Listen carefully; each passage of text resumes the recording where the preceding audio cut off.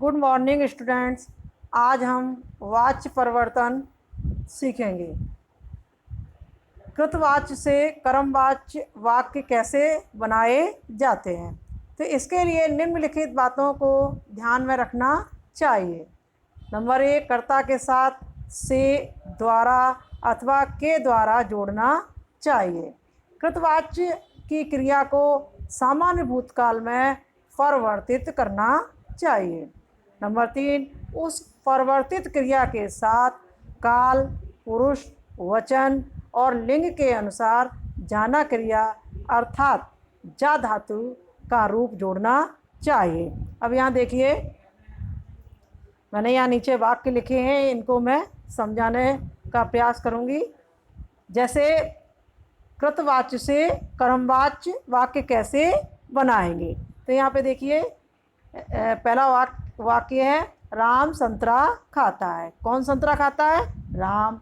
राम कौन है? कर्ता है ना। तो इसलिए ये कृतवाच्य वाक्य है। अब इसको कर्मवाच्य में कैसे बदलेंगे? राम से संतरा खाया जाता है। किससे संतरा खाया जाता है? राम से। और क्या खाया जाता है? संतरे को। तो राम से संतरे को खाया जाता है। तो यानी संतरा क्या हो गया? कर्म हो गया। तो इसलिए ये कर्मवाच्य वाक्य कहलाएगा। अब देखिए, पहले वाक्य में कृतवाच्य में खाता है क्रिया है वर्तमान काल की है, तो यहाँ भी पीछे क्रिया वर्तमान काल की लगाई है। तो इन वाक्यों में क्रिया का भी आप ध्यान रखेंगे, क्योंकि जो कृतवाच्य में क्रिया होगी जिस काल में होगी वही काल की क्रिया कर्मवाच्य में आपको लगानी है, उसी में बदलना है। इस बात का आपको ध्यान रखना है। नंबर 2 में देखिए, माली पौधे लगाता है। कौन पौधे लगाता है? माली। माली कौन है? कर्ता। इसलिए ये कौन सा वाक्य? कृतवाच्य है। अब इसको हम कर्मवाच्य में बदलेंगे। तो यहाँ देखिए, माली के द्वारा पौधे लगाए जाते हैं। तो माली के द्वारा क्या काम किया जाता है?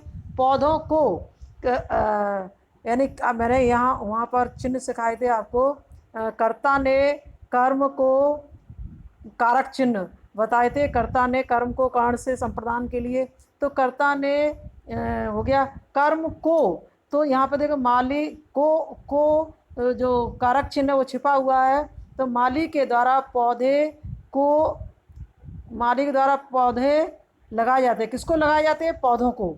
माली के द्वारा पौधों को लगाया जाता है। तो पौधा क्या हो गया? कर्म हो गया। इसलिए ये कर्मवाच्य वाक्य कहलाएगा। अब नंबर 3 पे आइए। लड़के ने पत्र पढ़ा था।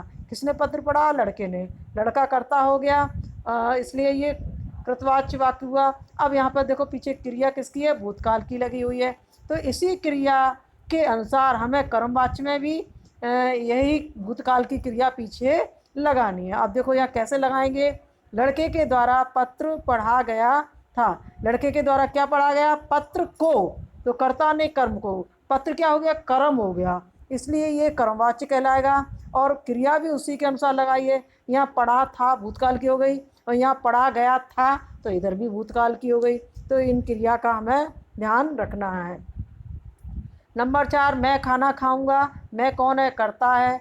और इसलिए ये कृतवाच्य वाक्य बन गया। अब खाऊंगा पीछे भविष्य काल की क्रिया है, तो इस क्रिया के अनुसार ही हमें कर्मवाच्य वाला वाक्य बनाना है। वो कैसे हम बनाएंगे? मुझसे खाना खाया जाएगा। तो मुझसे क्या खाना जाएगा? क्या खाया जाएगा? खाना को। किसको खाया जाएगा? खाना को। तो खाना क्या हो गया? कर्म होगा। और क्रिया खाऊंगा यहाँ भविष्य काल की है, तो इधर दूसरे वाक्य में कर्मवाच्य में देखिए, खाया जाएगा, तो ये भी भविष्य काल की हो गई। तो इन क्रियाओं का हमें ध्यान रखना, उसी के अनुसार हमें लगानी है। अशोक ने पुस्तक पढ़ी। किसने पुस्तक पढ़ी? अशोक ने। अशोक कौन है? कर्ता। ठीक है। और पढ़ी भूतकाल की क्रिया है। तो दूसरे वाक्य में भी हमें वाक्य बनाते समय भूतकाल की क्रिया का ही प्रयोग करना है। अब देखिए कैसे करेंगे। अशोक के द्वारा पुस्तक पढ़ी गई। किसके द्वारा पुस्तक पढ़ी गई? अशोक के द्वारा। क्या पढ़ी गई? पुस्तक को। कर्म हो गया ये पुस्तक, और पढ़ी गई क्रिया भूतकाल की हो गई उसके अनुसार। तो ये इसलिए ये कर्मवाच्य वाक्य कहलाएगा। नीचे देखिए, बच्चे फूल तोड़ेंगे। कौन फूल तोड़ेंगे? बच्चे। बच्चे कर्ता हो गया और क्रिया यहाँ भूतकाल की, इसी के अनुसार हम दूसरा वाक्य बनाएंगे।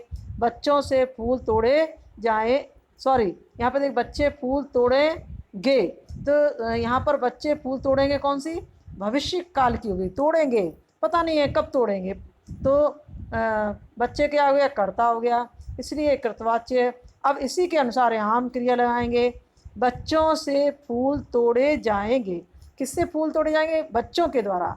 क्या तोड़े जाएंगे? फूल को। यहाँ कर्म हो गया, कर्म की प्रधानता हो गई, इसलिए कर्मवाच्य कहलाएगा।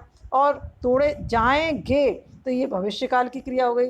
तो पहले वाक्य में भी तोड़ेंगे भविष्यकाल की थी, और उसी के अनुसार हमने यहाँ पर क्रिया चेंज की है। इन बातों का आपको ध्यान रखना है। अब आपको समझ में आ गया होगा कि कृतवाच्य वाक्य से कर्मवाच्य वाक्य कैसे बनाते हैं।